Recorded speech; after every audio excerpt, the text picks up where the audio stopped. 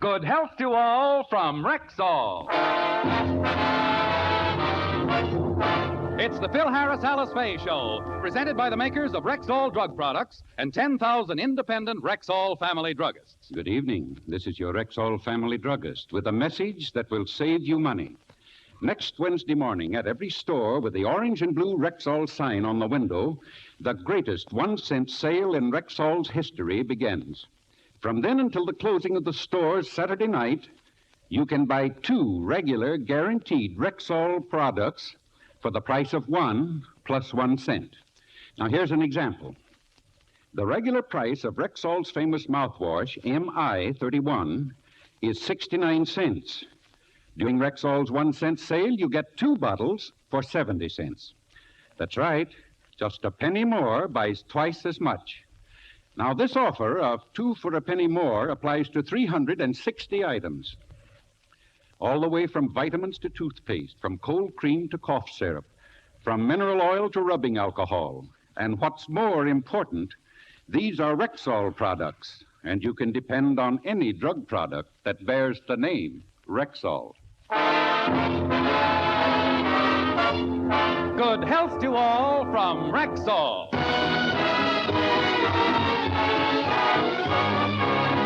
And now your Rexall family druggist brings you the Phil Harris Alice Faye Show, written by Ray Singer and Dick Chevrolet, with Elliot Lewis, Walter Tetley, Robert North, Janine Roos, Ann Whitfield, Walter Sharp and his music, yours truly, Bill Foreman, and starring Alice Faye and Phil Harris.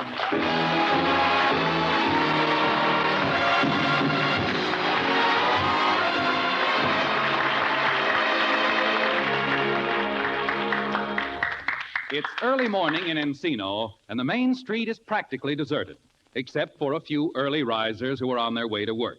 It's quite peaceful when suddenly the stillness is broken by the cry of a newsboy. Extra, extra! Phil Harris in nightclub brawl. Read all about it. Delinquent husband of Alice Faye does it again. Get your paper here. Kid, give me one of those papers, quick. Here you are, sir. Hi, Mr. Remley. I see your pal, Mr. Harris, slugged some little guy. How'd it happen? I don't know. I wasn't there. I can't understand how he managed to get into a fight without me around to start it. So we went to a nightclub. Wait a minute, kid. This article says he socked a guy in the Encino market. What's the idea of yelling nightclub? I sell more papers that way. Nightclub brawls are the fad these days. That's not ethical, son. You're getting paid to be a newsboy. You're taking money under false pretenses. You run your business and I'll run mine. Besides, you do the same thing in your business. What do you mean? Ain't you getting paid to play the guitar? Touché, my lad. Well, I better get over to Curly's house and hear his side of the story.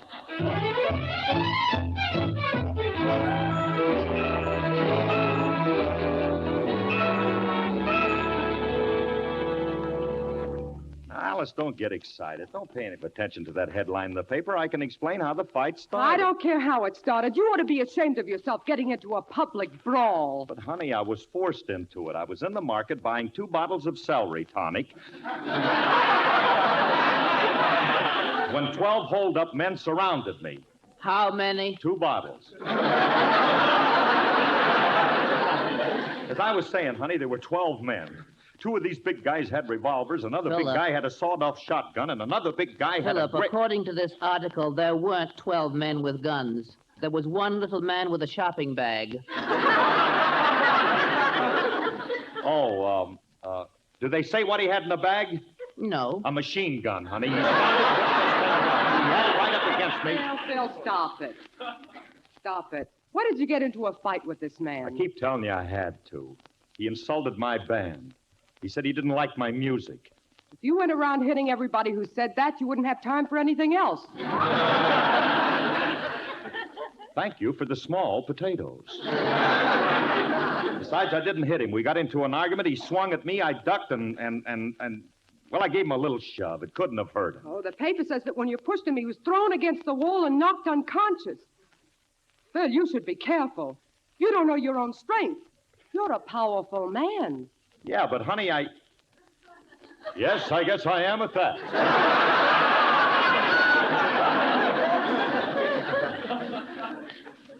Yes, sir. Now, if I can find my place, I'll go ahead.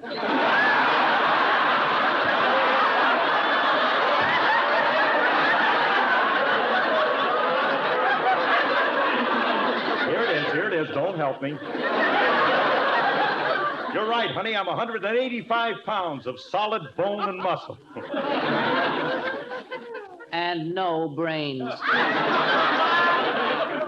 A man with intelligence doesn't get into fights. Look, growing pains. One more caustic remark and I'll smash every bottle of your cod liver oil. The only reason that you don't get into fights is because you're afraid. I am not. During the war, I almost got into a fight with a Marine. No. Yes. This Marine made me very angry, ordering me around, telling me what to do, treating me like dirt. I said, one more nasty word from you and I'll punch you right in the nose.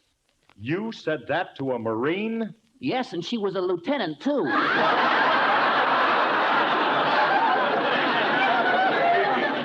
Bill, I'm ashamed of you. You've got to learn to control your temper. Well, what do you expect me to do when a guy takes a poke at me? I got to protect myself. I can't just stand... I'll get that. Gee, you'd think your wife would stick up for you instead of finding fault just because I get into a public brawl and I... Oh, hello, Frankie. Hiya, Bogey.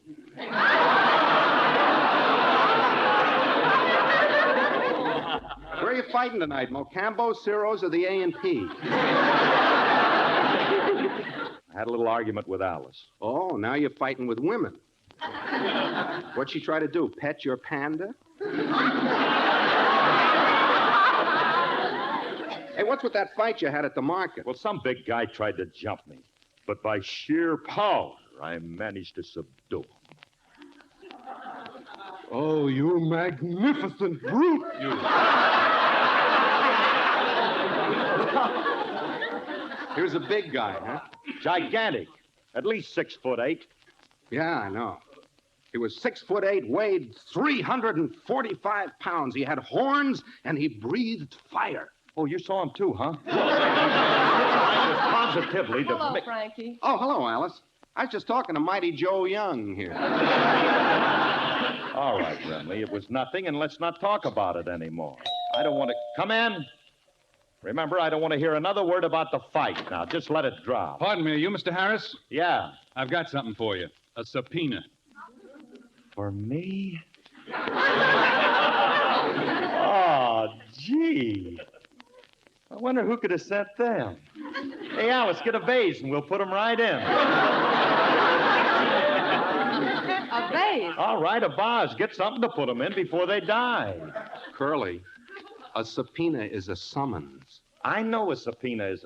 Summons! Yeah, the guy you hit yesterday is suing you for assault and battery. Here you are, take it. It ain't for me.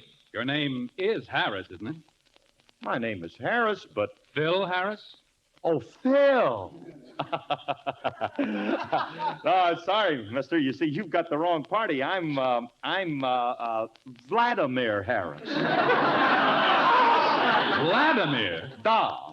The Russian side of the family, you know, la hukti la zuksti maleko. Ah, to be in Siberia now that the salt mines are in bloom again. Hey, Rasputin, shall I get our American friend a glass tea? No, Tavares. Get out samovar. I feel like hot borscht. Oh, you can't get out of it, honey. You might as well admit you're Phil Harris. Quiet, Lubitsky. So you are Phil Harris, huh? Well, take this summons and don't forget you're to appear before Judge Kerwin at 3 o'clock this afternoon. Goodbye. Phil, look at this summons. This man is suing you for $10,000. What? That's ridiculous. I barely touched the guy. I tell you, it's a frame-up. It's a fraud. I didn't hurt him. I'm innocent. Then you have nothing to worry about. Look, Phil, was there anybody at the market who saw this fight and would testify for you? Yeah, there was one witness. But I got news for you. It ain't going to do me any good. It was Julius Abruzio. So? So slip my pants and shave my head. I'm headed for the hot seat. Why do you say that, Phil? Doesn't Julius like you? Oh, Myrna, you better stop counting your money and start listening to this program once. Hey, Curly, if Julius is the only witness, we got to get to him. It's your only chance. Yeah, I suppose so. Well, we can give it a try. Let's go with the market and talk to him. Well, if he doesn't like you, I don't think he'll testify for you. Oh, Phil, I don't see any way out of this. Ah, don't be a pessimist. Cheer up. Be happy. Why don't you sing, Alice? I don't feel like singing. I do. Nobody asked you. I don't care. I feel a little Milton Berlish. Young Johnny Jones, he had a cute little boat, and all the girlies he would take for a float. He had girlies by the score, sweet little peaches on the shore. But Johnny was a Weisenheimer, you know. His steady girl was Flo. And every Sunday afternoon, they'd jump in his boat, and then he'd spoon, and then he'd row, row, row. Right up that river he would row, row, row. A hug he'd give her, then he'd kiss her now and then. She would tell him when. He'd fool around, and then he'd kiss again, and then he'd row, row, row. A little further he would row, just he and Flo. With her head on his chest, he'd take a few measures rest, and then he'd row, row, row. In Johnny's boat he had a cute little seat, and all the kisses that he stole were so sweet. And he knew just how to row. He was a rowing Romeo. He knew an island where the trees were so grand. He knew just where to land. Then tales of love he'd tell to Flo until it was time for them to go. And then he'd row, row, row. On up that river he would row so slow. That hug he'd give her, then he'd kiss her now and then. She would tell him when. He'd fool around, and then he'd kiss again, and then he'd row. On up that river he would row, just he and Flo. Then he'd drop both his oars, take a few more encores, and then he'd row, row, row, just he and Florence. Row, row, row right into heaven. Row, row. He had no Johnson motors, so Johnny and Flo would row, row, row.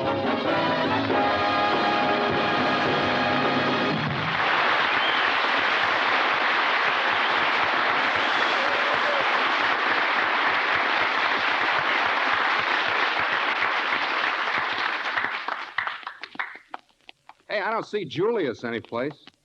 You suppose it's his day off? I don't think... Oh, there he is behind the meat counter. Do you want me to talk to him, Phil? No. Now, you better let me and Frankie handle him. We're more subtle than you are. Come on, Frankie. Now, remember, let's not antagonize this little guy. Let's try... Oh, good morning, Julius.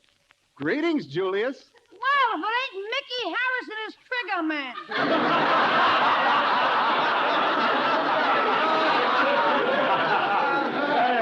Hey, did you hear that, Frankie? Kid, come right on with it. Yeah. Oh, this boy's a clip. Oh, yeah. Great sense of humor. Yeah. I didn't say nothing that funny. What do you hoodlums want? I want to talk to you, Julius. Jewel, there. You were the only witness to that little misunderstanding that I was involved in yesterday. Misunderstanding? Oh, you mean that brutal bloody battle? What brutal bloody battle? The one in which, without provocation, you attacked that helpless old man with a meat cleaver. I didn't attack nobody with no meat cleaver. Sorry, but that's the way I saw it with my biased little eyes. Hey, Julius, have you been called to testify in court today? Yeah, I got my subpoena a little while ago. What about it? Julius, look. Your testimony can either save or condemn me. Now, I know that... Well, I know we've had our little differences, but underneath it all, we have a deep affection for each other. True. Well, Julie boy, with that in mind, when you get up on the stand, what are you going to say in my behalf, little chum? Sheriff, what are them things hanging up in the window there? Dead ducks. Well, climb up on that empty hook. You are now one of them.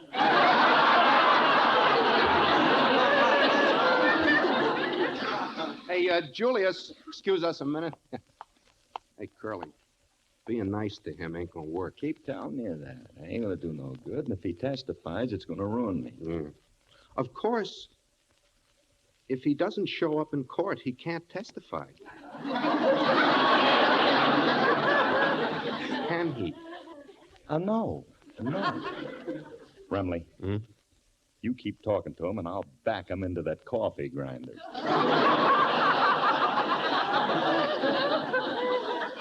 Okay. I'll set the machine. Oh. How do you think he'll look best, percolator or regular? Make it drip. It fits his personality. Wait a minute. Hold it. Wait a minute, Remley. We can't do that to a kid. He's just a kid. That's too cruel. Well, we got to do something to him. I got it. What? Let's lock him in the refrigerator. Yeah. That's more humane. We'll quick freeze him a little. Now, we can always defrost him after the trial. Frankie, this is the best idea. Curly, not so loud. Listen. What's the best way to get him in the refrigerator? We'll tell him we want some meat. It won't work.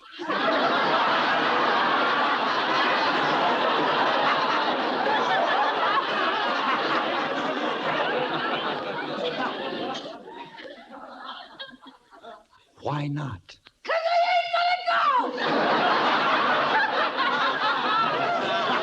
gonna go! Julius, shame on you. You were listening. It's bad manners to eavesdrop. It's good manners to make an ice cube out of me. Wait till I have my inning in court. I'll give the judge an earful But about Julius, you. please, Come on, Curly. Come on. You're wasting your time with him. He ain't going to help you. I guess you're right. Let's get out of here. Well, how did you do, fellas? We threw 3. Tried to reason with the guy, but he ain't gonna listen. I told you. Let me talk to him. I think I can handle him. I'll be right back. It ain't gonna do you no good. Oh, Frankie, I'm in trouble. I don't know what to do. Well, the only one thing you can do. Get yourself a good lawyer. Yeah, but I ain't never had no occasion to use a lawyer before. Where can I get a good one? Well, among my acquaintances, there's an esteemed barrister whose reputation is irrefutable. I can vouch for his integrity, as he and I are inseparable companions. What? I know a guy. Now he's trying to sneak him in on me. Look, I don't want no part of no guy you know. No. All right. Besides, I don't need no lawyer. All I need is some good character witness to testify that I'm a fine, upstanding, sterling citizen. Oh. Well, let me take care of that. I'll get you the best witnesses that money can buy. Frankie. What's the matter? Mr. Remley. What a horrid suggestion. I don't have to buy no witness to testify to my character. I can get any number of people who would be glad to do that for nothing. I know I could get, not even, what scale for them witnesses?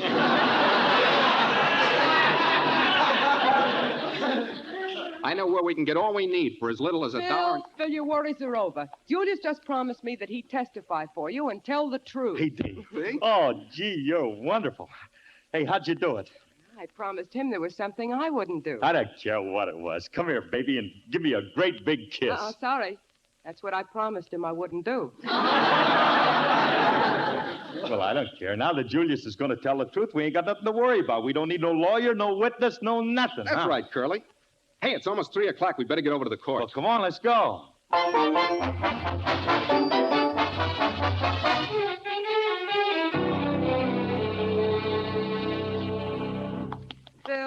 Phil, the policeman said Judge Kerwin is holding court right across the hall there. Okay, then we better get in there. Hey, you better let me do all the talking, Curly. I know more about the law than you do. You should. You've been here often enough on disorderly conduct charges. Alice. I was only kidding, Frankie. Well, don't kid about things like that. Sorry. I've never been in court in my life. I've never been arrested, and I resent it when you... Quiet! Quiet! Quiet in the courtroom, please. What's the meaning of this? I'm the defendant, Your Honor. What's your name? Phil Harris. Have you ever been in court before? No, sir. What's your name, miss? I'm Mrs. Harris. Have you ever been in court before? No, sir. Hello, Frankie. Hi, Judge.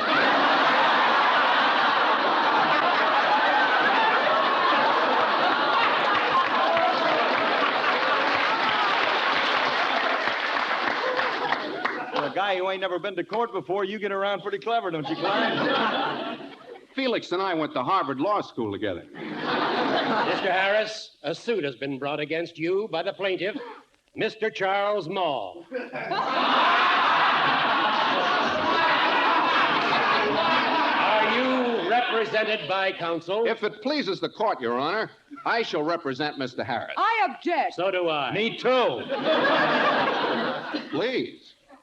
One more outburst like that, and I shall be forced to eject all of you from this courtroom. Mr. Remley, if you persist in your disrespectful attitude, I'll hold you in contempt of court. But, Your Honor, I got a right to represent Mr. Harris. I know the law, and as a citizen, I stand on my constitutional right. You can't stand on your constitutional rights. Very well. Then I'll sit on my ipso facto.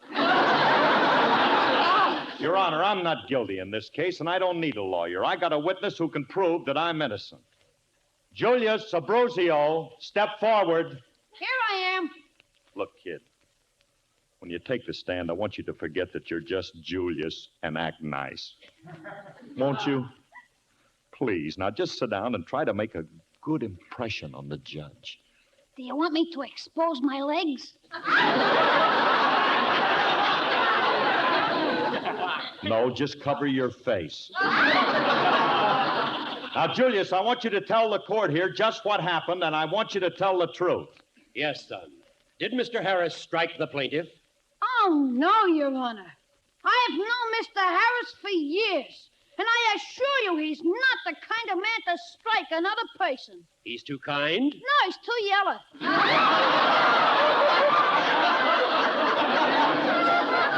Don't be a wise witness.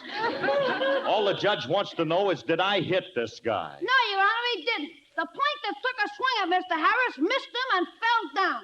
Oh, he fell down. Yeah. At that point, Mr. Harris started kicking the stuffings out.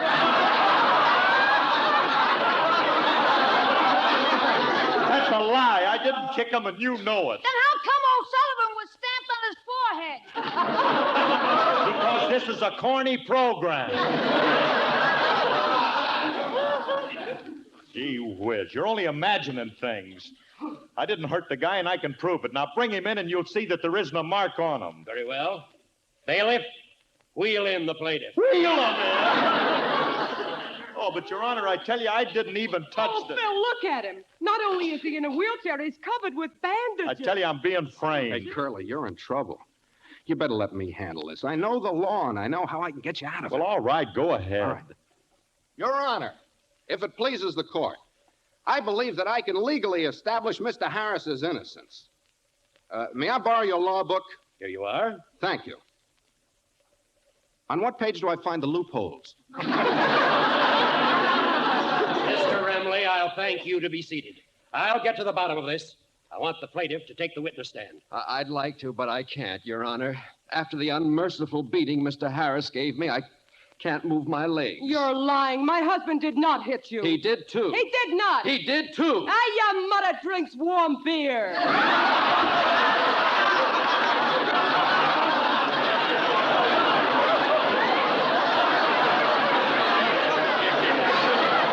That's my little woman that said that.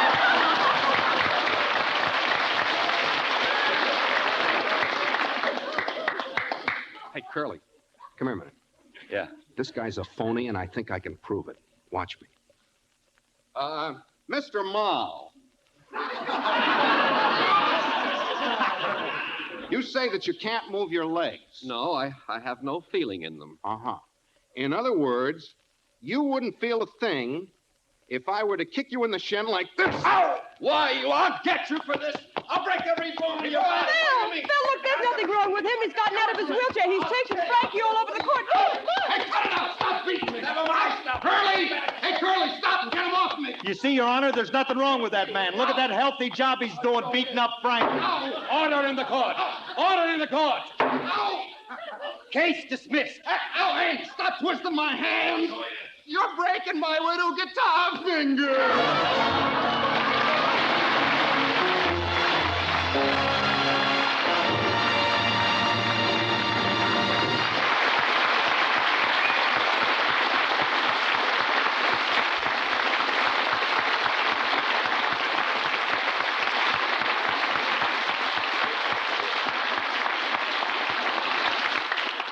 Alice and Phil will be back in just a moment.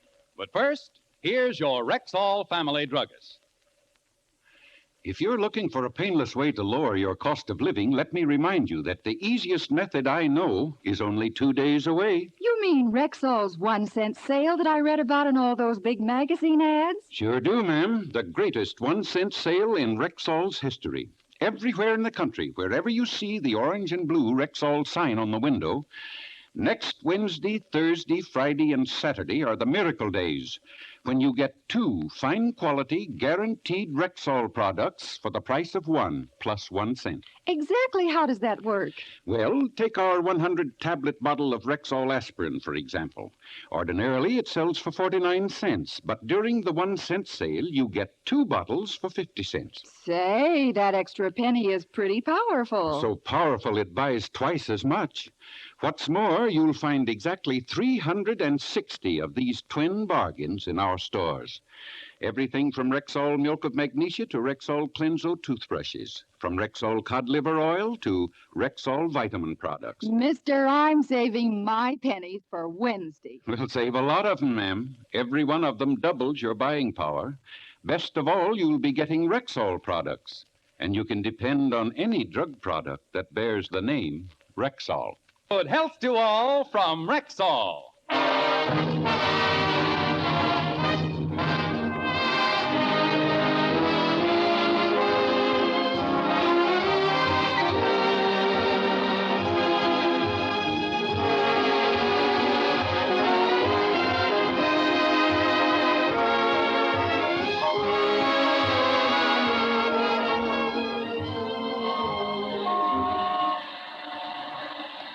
Extra! Extra!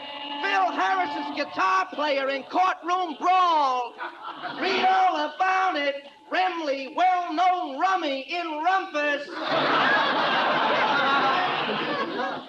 You know, Phil, Frankie took quite a beating on your behalf. I know, honey. I know that, and I appreciate it. I owe him a lot. And I'm going over to see him and do something big for him just to show my appreciation. What are you going to do? Well, I'm going to have him moved out of that ward into a semi-private room this very day.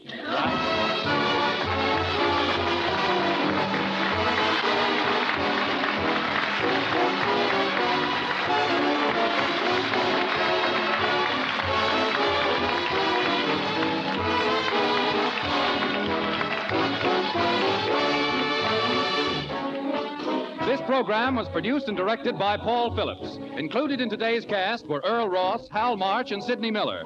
The part of Frankie Remley was played by Elliot Lewis, and Julius was played by Walter Tetley. Alice Faye appears through the courtesy of 20th Century Fox.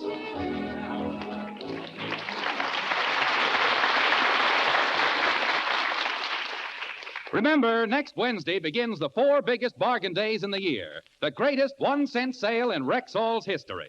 Remember, next Wednesday, Thursday, Friday, and Saturday, look for the store with the orange and blue Rexall sign on the window. Then step inside and buy twice as much for just a penny more.